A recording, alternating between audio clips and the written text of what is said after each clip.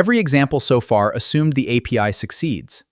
Production applications constantly encounter rate limits, network failures, and temporary service outages. Without proper handling, one temporary API failure immediately breaks the request, even though repeating the exact same call would probably work. Retries automatically repeat failed requests after waiting briefly, recovering from temporary issues like rate limits, network interruptions, or short outages. With_retry wraps any runnable, automatically retrying failed executions until the configured attempt limit is reached before raising the original exception. Each retry waits progressively longer before trying again, reducing pressure on overloaded services while increasing the chance the next request succeeds. Retries handle temporary failures.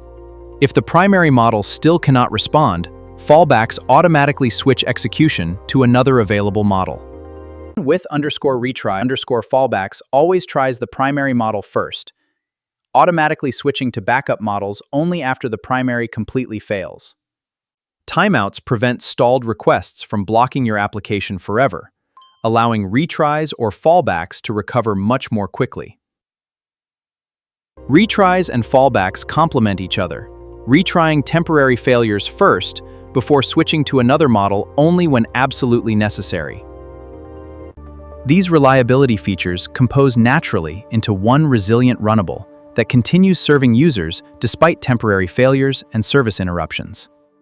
These features don't improve model intelligence, they improve availability, keeping applications responsive even when external services occasionally fail. Earlier, this error crashed the application. Now the retry mechanism catches it, waits briefly, retries automatically, and successfully continues. Now your application survives failures automatically. Next, we'll explore human-in-the-loop workflows that pause execution for manual approval when needed.